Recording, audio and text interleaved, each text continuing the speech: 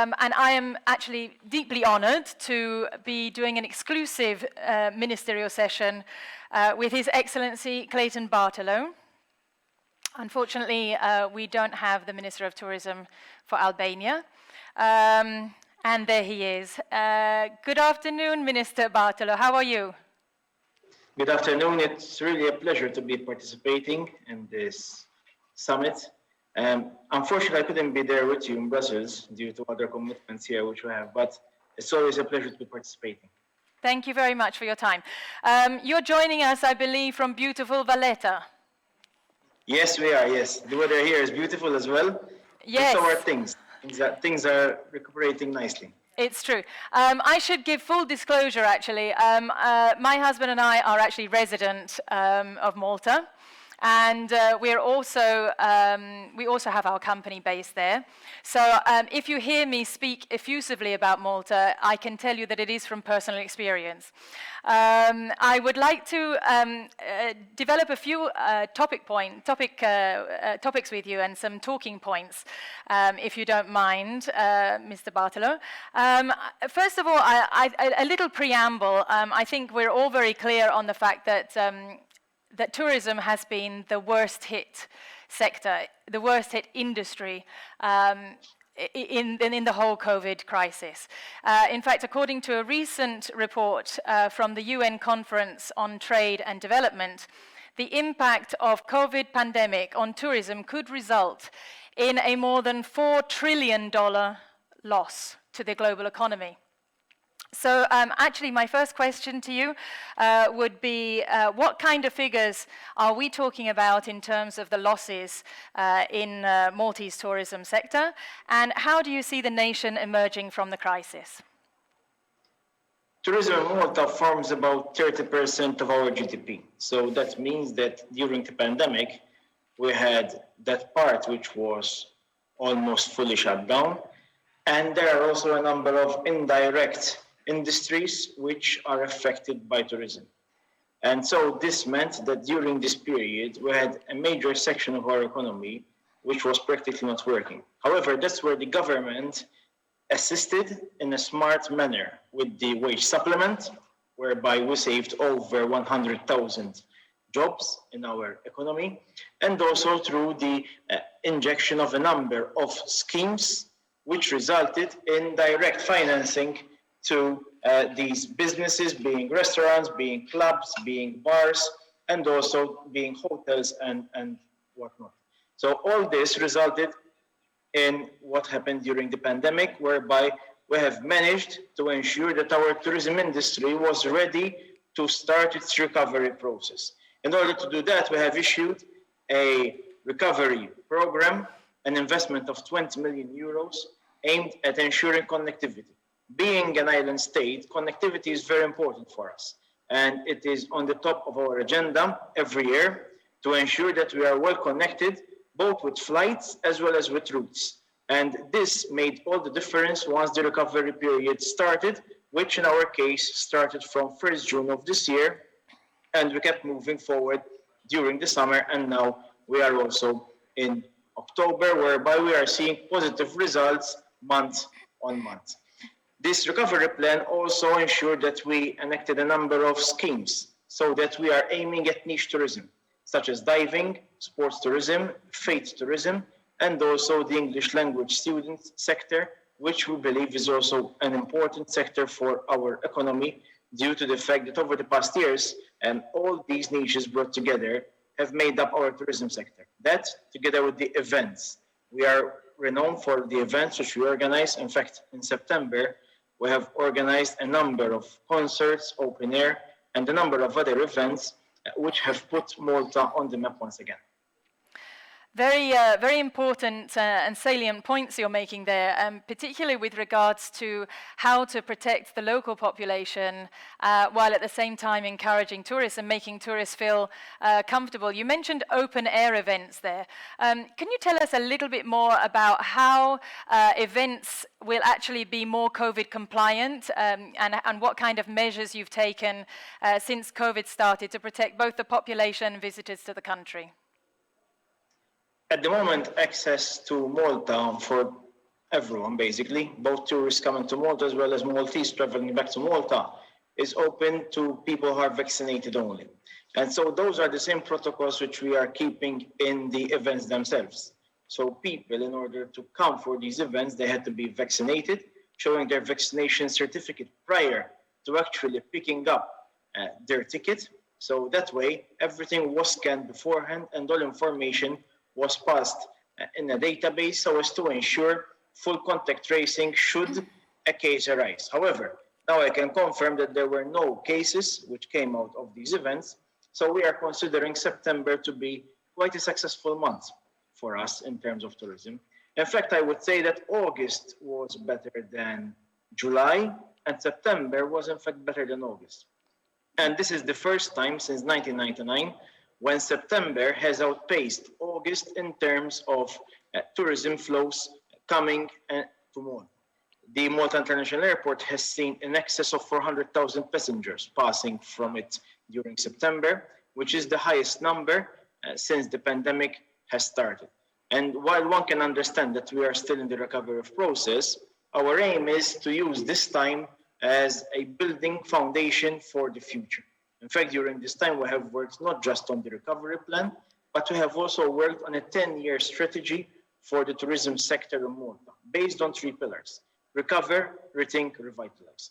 Our first aim is that of recovering as best as possible from the pandemic. This is something which we are doing at the moment. Then the next process is that of rethinking. We will be rethinking our tourism products. We will be investing heavily in our tourism products so as to ensure a better quality experience to all the tourists who visit Malta, whether they will be staying in a 5-star hotel or whether they will be staying in a self-catering apartment. Our aim is that everybody gets the value for money, what he is paying for, and then go back to his home country and use the word of mouth as the best promotion which we can have. That, coupled with our marketing strategies in a number of markets, have ensured that we as a country start our recovery and on a better footing than perhaps would have been expected. Well, that's excellent news, and I'm sure many countries around the world would like to replicate the success stories.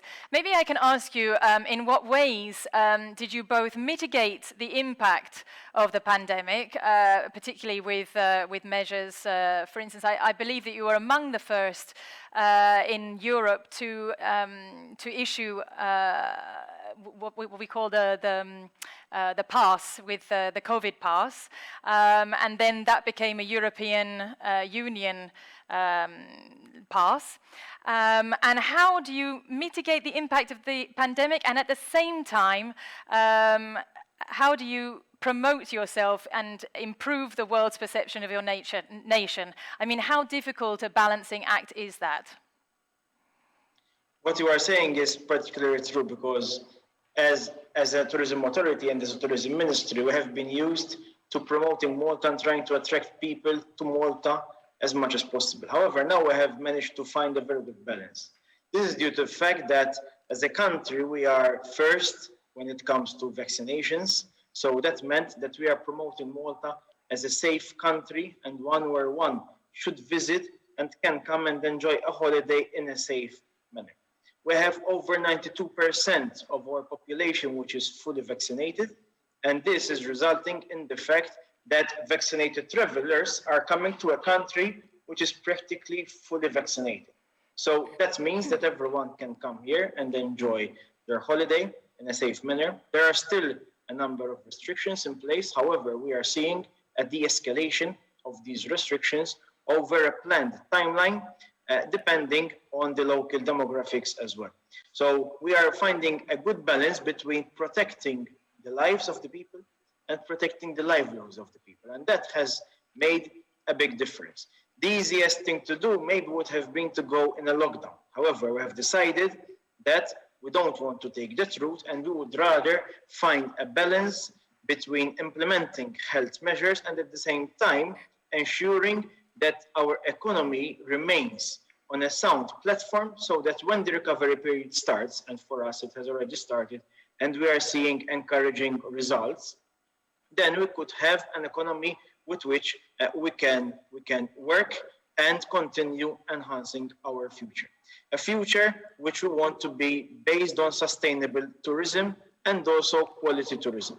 We have heard all about quality tourism for a number of years. However, now we have taken the pandemic as an opportunity to start implementing what we have been saying over the past years and continue building on this process. This is not just a one-year process, but it will take time. We are aware of that, and that is exactly what we are doing. We are planning for the future so that we can have sustainable tourism for the coming years. That's perfect. Actually, you're absolutely right in saying that it's an opportunity, and long-term planning is something that has come up in previous sessions. What I would like to do is point a little bit towards what is actually the immediate situation, which is what we refer to as the so-called pent-up demand. There is obviously a lot of desire for people to travel in the post-vaccine scenario. Malta offers an ideal place to do that because it is indeed at the forefront of the vaccination rates not only in Europe, but I think worldwide. And there is a newfound appreciation, if you like, for travel and tourism. I think we hadn't really understood how much we enjoyed traveling until we weren't able to do it quite so much. So I'd like to ask you how you believe this could be capitalized on, not only in Malta, but in the entire tourism sector moving forwards. I think one must always appreciate the fact that value for money is very important. So while there is pent-up demand, however, we have urged everybody involved in the industry not to shoot up the prices, not to increase the prices simply because there is demand for it now that the pandemic is over.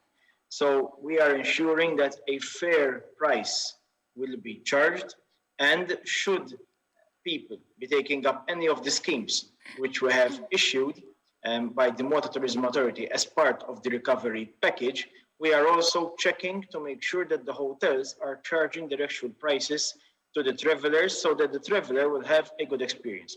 We are basing a lot our work on qualitative experience. Having a quality experience is our top priority, and it will remain as such for the future. That is the only way that we can ensure that tourism is really sustainable. And once the pandemic is over, our country, and even I would say the whole tourism industry, will be stronger than it was before. You're absolutely right about qualitative tourism. I think that in previous sessions it has been mentioned the fact that some countries and citizens of some countries have been a little bit reluctant to see a reopening, not only because of the threat to the health of the population, but also because they have very much enjoyed the quiet that they experience without a lot of tourists. And just to clarify for all our audience and people online, if I'm not mistaken, Malta has 450,000 or thereabouts in terms of its population. And tourism numbers pre-COVID were around, if I'm not mistaken, Minister, 2.3 million. So what Actually, 2019 was the record year, 2.7 million. 2.7. There you go. So what sort of statistics do you envisage, or is it very difficult to put a figure on it, given the fluidity of the situation? So at the moment, what we are looking for is to recover as quickly as possible, without having to resort to any additional measures. So first of all, this will be our starting round. Once we recover, then our aim is to look at more quality tourism rather than at quantity tourism. And our aim is to find a balance through which we will achieve a good resulting yield for our investors. So while we understand at one point that the investors need to make up their return, because after all, they are investing in order to achieve a return, and the country needs that kind of investment. On the other hand, we also understand the importance that the responsible citizen host, the residents of Malta and Gozo, they need to be in tune with the tourism industry as well. And in fact, this also forms a part of our 10-year strategy, which I mentioned earlier on, because these are issues which we are aware of, and these are issues which have come up in the past. And so our aim is that in the future, we will find a better balance between the yield, which the customer yields to the industry and to the country, versus the number of tourists who will be coming to Malta. Once again, this is a process which won't happen overnight. So the investment will need to adjust itself, and the strategy will be directing the investment also towards diversifying into other areas within the tourism sector itself. The tourism sector is one which has a number of subsectors through which one can invest. Most notably, there is also the digital aspect, which is also coming to the fore, basically thanks to the pandemic. And our aim is to continue investing in this area through the use also of AI.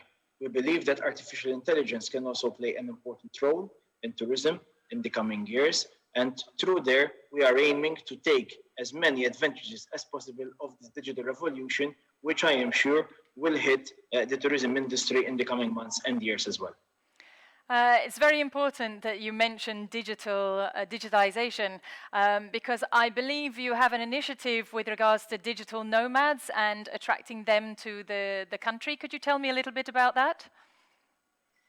Yes, in fact, this is an initiative which I had begun working on when I was junior minister for digital economy. And then, more or less a year ago, I was promoted to tourism minister. So it's something which I'm proud to say I started piloting, and then it was taken over by another junior minister, which was implemented. Digital nomads is a very advanced idea, one which sees people coming to Malta and working from Malta or Gozo, if they would prefer as well.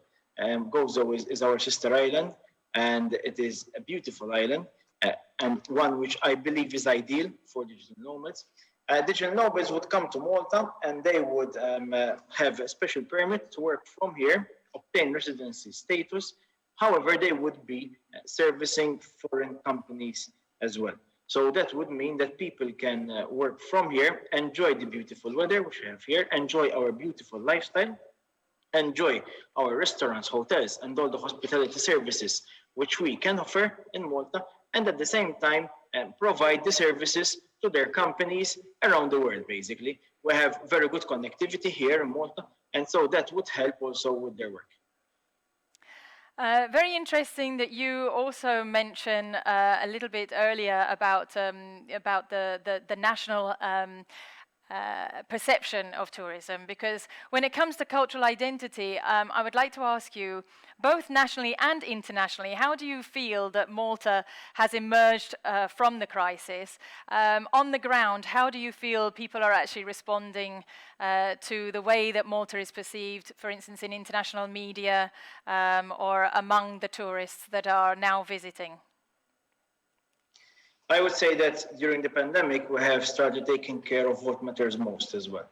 And that includes the environment, for example, where we have seen cleaner seas. We are working as well on public cleansing. It is, in fact, a responsibility which falls under my ministry here, because we treat public cleansing as very important, not just for tourists, but for the residents as well. Because every decision which we take here in this ministry, we take it while keeping the residents at heart and our tourists in mind, who will be visiting our country. So a number of decisions were taken. For example, we have set up the first marine park here in Malta, an area which previously was overfished. And now we have managed to ensure that a good balance is found, so that we ensure that we see fish coming back to this area, and it can also be enjoyed as a very nice dive site. So that is one area where we are working very hard on our seas. We have a gem of seas here in Malta, and that is one of our best resources, which we are ensuring to make sustainable use of. Together with this, we are working very hard on international level as well to market Malta as a safe country, so that people who visit us know that they are visiting a country which is safe, both from COVID as well as criminality, something which I think that the police force has managed to ensure a low criminality rate in Malta, something which perhaps may not be found in other touristic destinations, but it can be found here.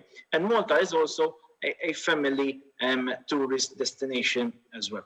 At the moment, we are looking at releasing more the restrictions, the public health restrictions, so that we can start receiving also young children and middle-aged teenagers who at the moment they need to be vaccinated to come to Malta. However, I know that there are a number of countries which have started vaccinating these young children as well, so that then our aim will be to continue receiving families here in Malta as part of the number of tourists who visit Malta. Very good. You mentioned previously the importance of the sea. Obviously, Malta and Gozo it's an island nation, so without the sea, it would struggle to attract quite so many tourists. But 300 days of sun a year, it was 24 degrees when we left on Saturday, by the way. It really is a beautiful place to live, and I speak from my personal experience. But can I ask you a little bit about, besides the perception of sun and beautiful seas, how else are you managing to diversify the tourism product in order to attract a different clientele? I know that, for instance, you are making some efforts with regards to adventure tourism, and also luxury tourism is on the cards for 2022. So could you tell me just very briefly a little bit about the diversification? So here in this regard, we are looking very much at culture as well and religion. Through culture, we are looking at attracting a number of tourist niches which previously wouldn't have looked at Malta. For example, we have the feasts, the village feasts, all of which are full of culture and full of history and full of traditions. And they are a major attraction to all tourists who visit Malta in summer. We're also working a lot on faith tourism. Faith tourism, which in Malta can be a strong niche and one of the major pillars for the upcoming years for sustainable tourism. In Malta, there are none less than 365 churches and chapels. So that's practically one church for every day in Malta. However, when you count all places of worship, there are actually in excess of 500 places of worship here in Malta, starting from the megalithic temples up until the churches which I have just mentioned. So whether a person would be interested in starting or completing his spiritual voyage in Malta, there are a number of places where one can do so. And we are also looking at attracting pilgrimages here to Malta, who then they can enjoy both our faith establishments as well as our tourism product. Apart from that, we are focusing a lot on sports tourism. Adventure tourism is another niche we are focusing on, and sports tourism is our next niche that we'll be focusing on. In fact, we have a strategic partnership with Manchester United on which we are continuing to evolve and include more in our tourism strategy. And Malta is the destination partner of Manchester United, and we have seen also a number of players being involved in our promotional marketing overseas, as well as recently we have had Dwight York here in Malta, together also with a number of other legends, such as Brian Robson and Dennis Irwin. They're all taking an integral part in our marketing, and they are becoming household names here in Malta, so that we can continue working hard to ensure that all these niches, they can become part of our strategy going forward and ensure sustainable tourism, one which is not based only on masses, but it would be based on quality as well. Absolutely. One last question from myself, and I don't know, we may have one from the audience, would be about the constantly changing restrictions around the world, obviously due to the fluidity and seriousness of infection rates that are hopefully becoming a thing of the past. But they did put a lot of tourists off in the short term in terms of travel. There's a lot of reticency still in the market, even if there is a lot of pent-up demand. So my question to you would be, how do you intend to convince those who are still uncertain to start traveling again? And what would be your key message to those who are thinking of visiting Malta? At the moment, the only restriction which we have to come to Malta is that you have to be vaccinated, fully vaccinated, in case of people who are allowed to take 2 doses. In case of those people who have a recovery certificate plus one dose, then they would show their green pass and they are admitted to Malta so that they can enjoy their holiday and their stay here in a safe environment. Our plan is to start de-escalating the restrictions even here on the ground, such as at the moment, mask wearing here is obligatory inside, and outside people are practically taking them off. You have to be vaccinated, obviously, to be able to take off your mask outside. So we are placing a lot of trust in the vaccination. In fact, our vaccine rollout process was one which went ahead without a glitch.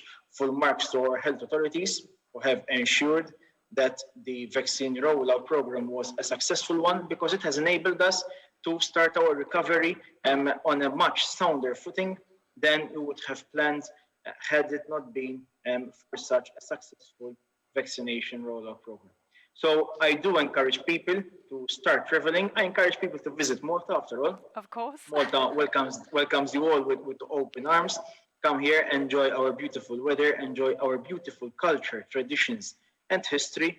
And who knows, perhaps you can also start training some different sports here in Malta. Very good. Well, in terms of events, we would very much like to bring the Global Tourism Forum to Malta in the future, so we look forward to having a chat with you about that. I don't know if there is any question from the audience. Josiane, you have a question for the Minister?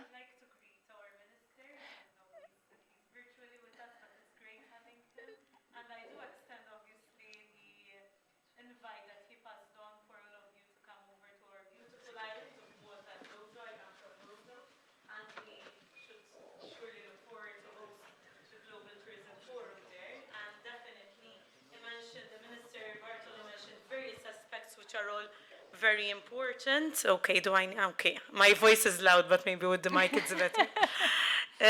So yes, definitely, he mentioned various aspects which are all important, digitalization, which we'll discuss later, the importance of quality over quantity, and that also relating to niche markets.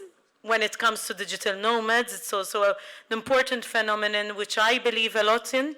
And I believe that even the peripheral areas of our union and islands, European islands and beyond, could really serve as a laboratory for good practices when it comes to sustainable tourism, even when it comes to the use of digitalization and scaling up those good projects and initiatives towards other areas of our union and the world. And therefore, the message here is, irrespective of how small we are and where we are coming from, when there's a will, there's a way. And in reality, whilst smallness gives you challenges, it also gives you a lot of opportunities.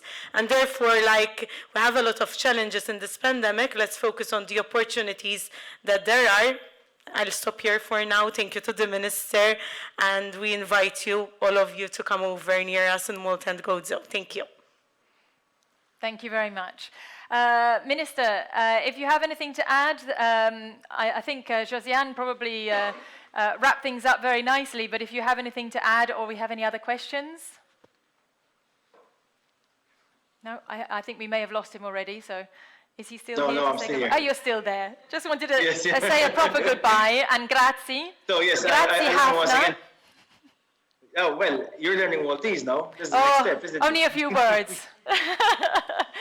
So allow me to once again thank the Global Tourism Forum for organizing this event. It's always a pleasure to participate in such important events where we can explore and new ideas and also exchange good practices, so that the tourism industry can continue being a sustainable one which also provides an important number of jobs, both for our local economy as well as on an international basis. Our appeal is one that we would open up traveling once again, and I do encourage you to come visit Malta as well as Gozo, which is a beautiful destination in itself, I would say, and so that we can all enjoy a better tourism product and start enjoying our holidays once again. Thank you very much. Thank you.